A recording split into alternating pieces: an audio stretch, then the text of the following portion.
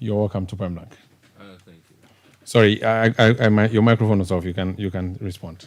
Okay, thank you very much. How are you doing? Could have been better. Could have been better. Could have been better. I know, right? I know. Yes. Did you go to Parliament today? I was there very early. I was a mood like. Well, knowing that Umba Habib, at least not for the next 4 or 5 years. Well, let me first of all take the opportunity and thank you for having me here. Mm-hmm. And also, more importantly, your viewers and listeners. You guys reach too many people. We do? Yes, too many people, local, foreign, and everywhere. So let me say that. And then also to my constituents who are also listening. Today, well, for me, last week I was doing public accounts work. So I was still in Parliament last week. Mm-hmm. But going back and having the speaker start this first of the year meeting was fantastic, and I think that the benefit of being a member of Parliament is the fact that you have a term of office. So my actual term ends January 7th next year. Mm-hmm. Unlike other appointments that the president can take you off any day, anytime. So that's the other thing that cushions you a little bit in terms of the psychosocial aspect of it. I see. So I think that yes, business will be a bit different because I'll be descaling more than upscaling or escalating. So I will, without further ado, temper down on some of the things naturally is expected. Because even if you push hard, people would ask you that question, but you're not coming next time around. So why bother? Yeah. So today wasn't bad. But would it make you lackadaisical? Not necessarily. I think that because right now, if they are looking for people to come and vote for something, by all means, Charlie, you can sleep. Nothing will happen to you. Well. I mean, we all have different reasons for going to Parliament. For instance, if there's a bill serious about health, and I'm very passionate about health, I won't sit home. So I think for different reasons, people have need to support the party, the government, and as it stands now, if there's a bill on, there are many bills we're looking at affirmative action ahead of us and other electricity, energy savings bills. So I think that if you're passionate about the job, you still go at it. Okay. Yeah. But what happened though? Why did you lose? And you didn't lose small. You lost bigly. Well, the score line 813 against 566. Yeah, that's a lot. Well, it is a lot, but a loss is a loss. And I think that there were many factors. One that comes to mind is having a dissenting mind, and what I mean by that is there's been a number of cases that I had a dissenting mind. But I'm still in the national party agenda. You mean? Yes, and I think that it may have also contributed. For instance, I mean, I'm one of the few that stood initially for Ken must go. I wouldn't say that's the one key reason, but I think it may have contributed. It played a role. Yes. Do you think he sponsored a candidate? No. How would he have affected you in your constituency?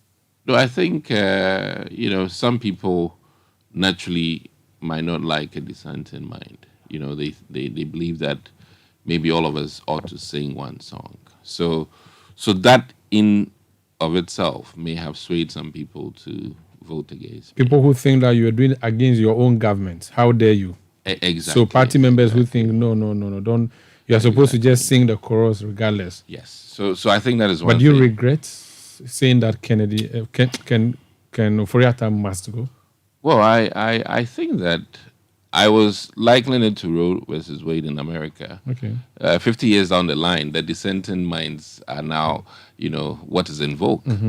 So I think that in the annals or the, of the history of parliamentary proceedings, who knows, 50 years from now, those who dissented might be seen as the people who are on the right side of history. So I think I may have paid for it, but I still think that at the time It was the it was right a right decision call. because I am the people's representative, and we took that decision largely based on what the constituents were saying, not necessarily just my decision. Do you think that view, that position of yours is still now, or you still think Ken must go? I'll leave it for the No, jury. you are still representing the people. Because You're still- I think that along the line people changed. The sentiments and No, what's your personal view? You joined view? a press conference, 80 plus of you. You said it was the first time we're seeing Citi MP or MPs of a governing party. Yeah. Many months on, the president has thrown away your request or demand. You say you people can go to hell. He didn't put it in so many words, but that's what he has said. He has not fired his minister. The minister has not resigned. Do you think, as we speak today, 6th February 2024, Ken must still go? I mean, there are many ways. My reason then, and let me state categorically. Okay, a medical doctor. Yes, You're yes, either yes. giving me paracetamol No. I'm being straight with you. And the key thing is that usually in bankruptcy, the person who's at the helm of affairs is let go. I mean, that's what I know. Yeah. I mean, based on my experience, knowledge, and let me add my exposure. So if we were doing right by financial knowledge that I have, The status quo. What do you know? status quo in the world, then it should have been. That should have. That's history today. As we As it speak. stands now, I think that, Or you think it's pointless for him to go now? well, we have how many more months to an 8, election? 10? To make a change now, I'm wondering how impactful it will be. So Ken must stay. No, I'm not. What I'm saying is that you have to weigh as a cost-benefit analysis. As it stands now, personally, I don't think making a change now, where we have rigid rules and regulations from the IMF, whoever becomes your next finance minister has little room to make any extraordinary changes. So Asewi. No, what I'm saying is that we're on autopilot. So You it's can't not control much. It's not, anybody who thinks, and if you read the likes of Black Swan, sometimes we adjudicate or we make a bold claim that some particular individual can make monumental changes. And I can tell you today, it might not augur well with a lot of people, but I think that looking at a few months left towards the election, and looking at the time it takes for any financial guru to get into affairs and be ready to rumble, it takes 6 months. So if you should put in anybody today, 6 months from February is what? Nothing much. So you don't regret supporting the campaign that he must be removed, but now you think that. No, At the time it was right. it was relevant. But now you don't. As you're not it really stands sure. now, I don't think that it will make any much difference. Especially because we're on autopilot. I see. And there isn't much that if you can look at the do budget. mid-air. The budget for this year, there's little room for Maneuver. Let me say maneuvering. Okay. We've already cut down on many governmental expenditures, and I'm wondering, what new thing another person can come in. Your second problem may be your support for Alan Chemantiane.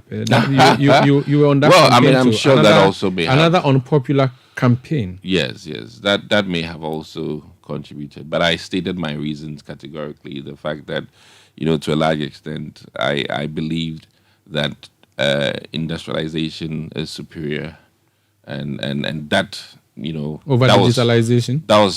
That still holds. Regardless. Granted, it was not a personal thing, and once the It was majority, a policy position you took. Yes, based on my economics background, I've always believed that if there's no industry, you cannot improve efficiency with digitalization. Okay. So that was my reason, nothing beyond that. Based on your principle in supporting that, and if digitalization won over industrialization, you should have quit. You shouldn't have hoped to remain with the digitalization agenda, knowing that the policy ab initio based on your principle was wrong.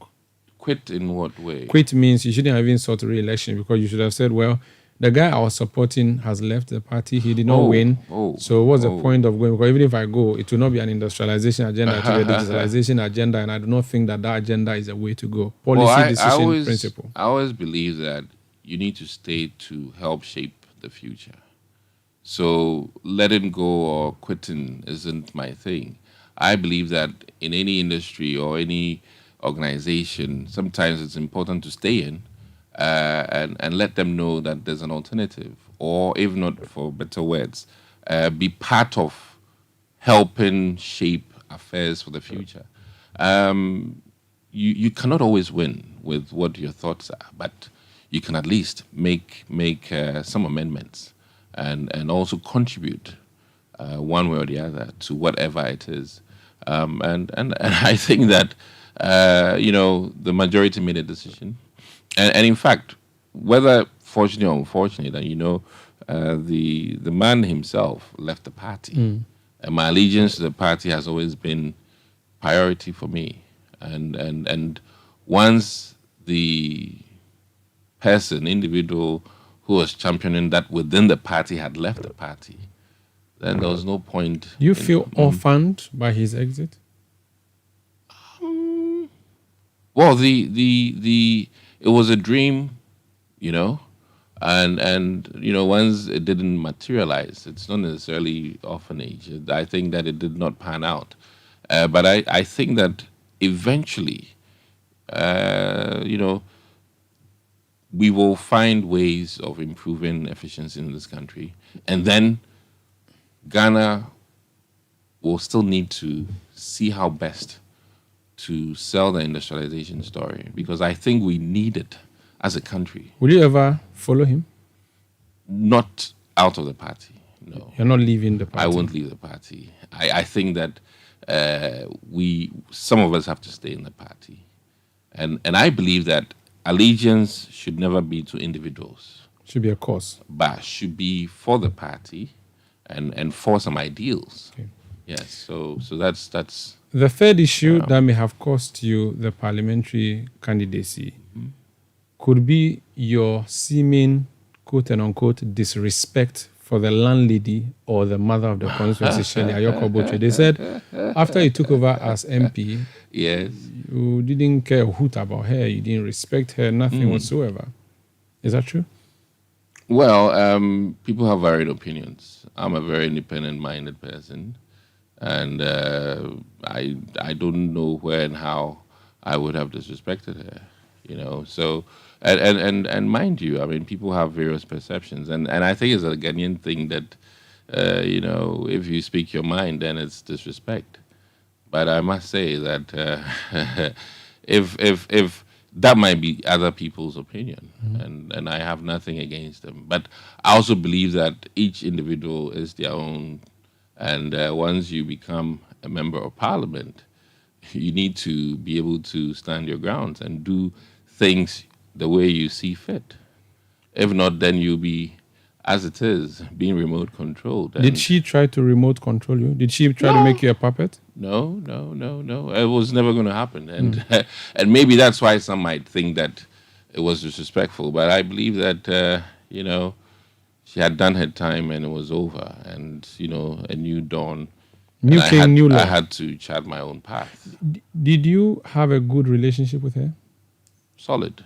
Before the election, you were talking, you could text each other. We still work. You can view her WhatsApp status. She didn't block you, for instance. No. We have nothing like that. Yeah. I think the last interaction I had with her was before the election, was at a funeral in Abetifi.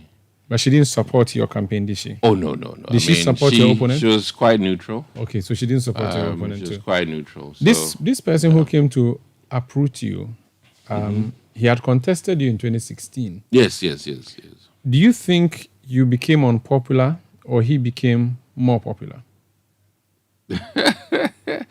I think that the dynamics in this election was not necessarily popularity. Was it money? I think to an extent, like I said, having a dissenting mind was one of the key things. Then secondly, yes, money may have played some role. Was it a huge role? Some role. On a scale to 100, let's say a percentage. What would you say? What percentage would you give to money in this election? Well, I think the delegates can answer that really. No, you are a victim of the election. I think that money played some role. Yes, agreeable. You think the election was bought?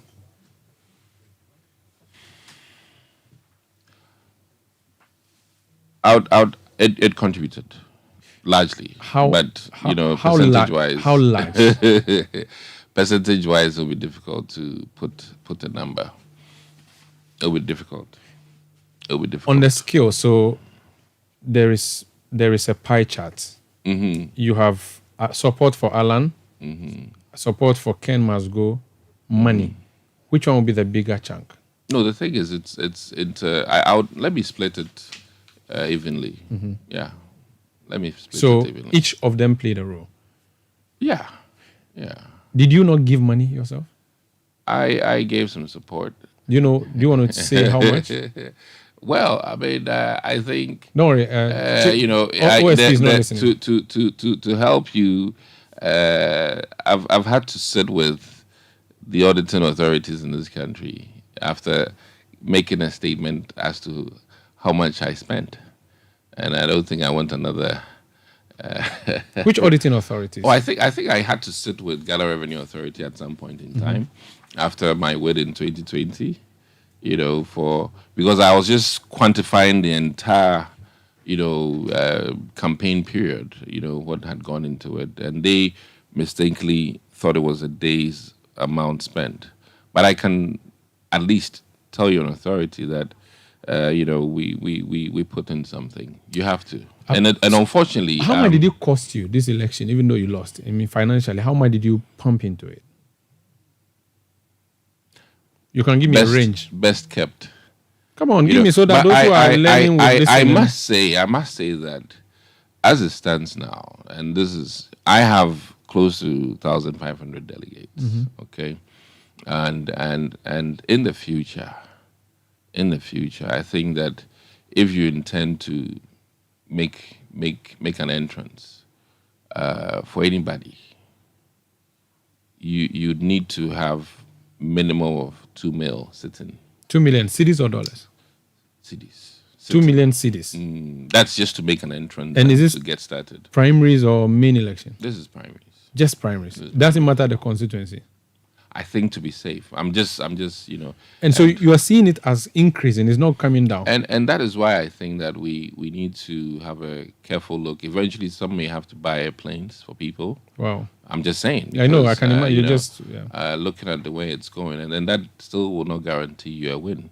And I also think that the caliber of people that make these decisions ought to be looked at. We might need a college where people are carefully selected, carefully trained, to think appropriately, and you look. You think that's lacking now?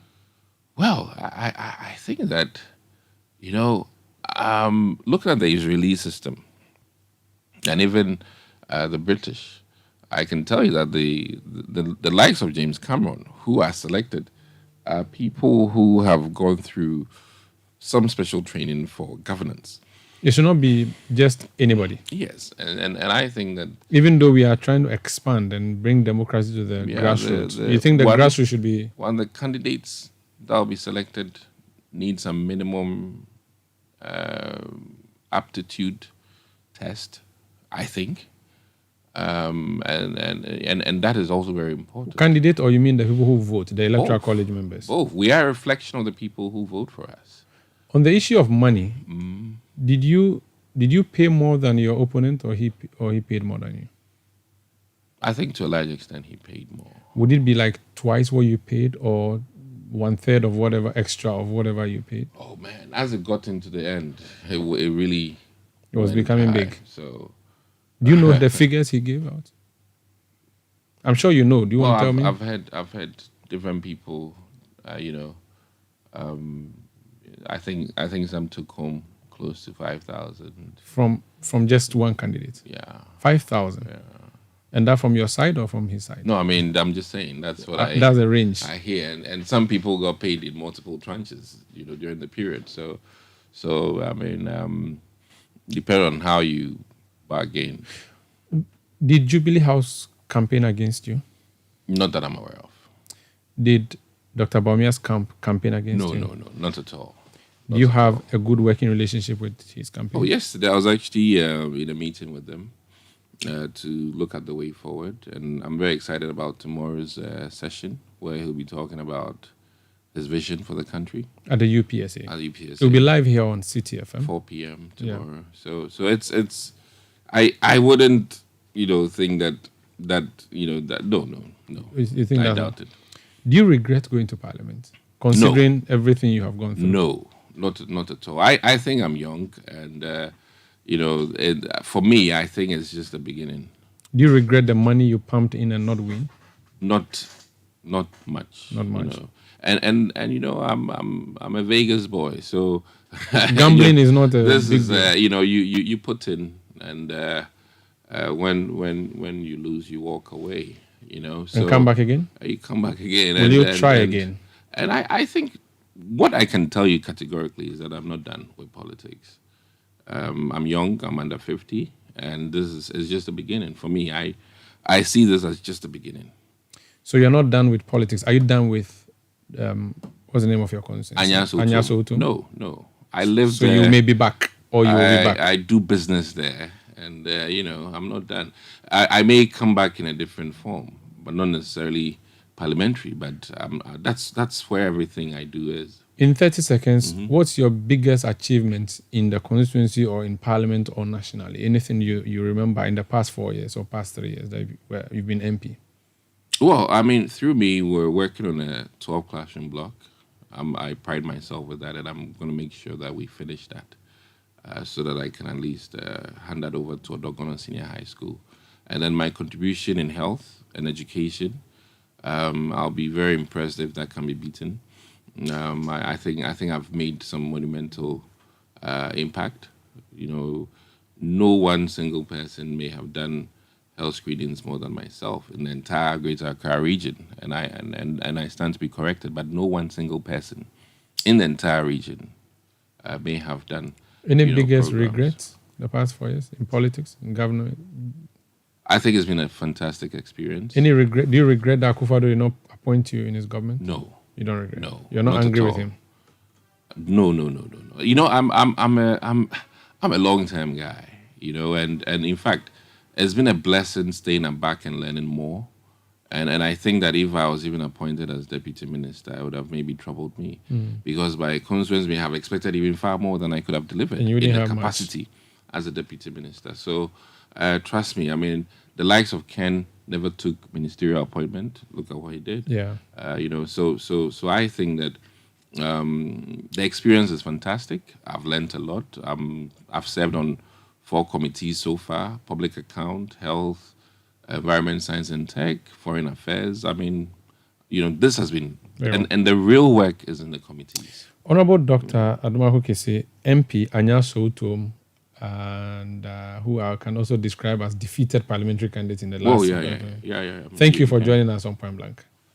Mucho gracias. How do I respond? My Spanish. De nada. Okay. I think I would have said it. Akpena okakaka. Okay, that one too can say work. Akpena mau. That's a different one.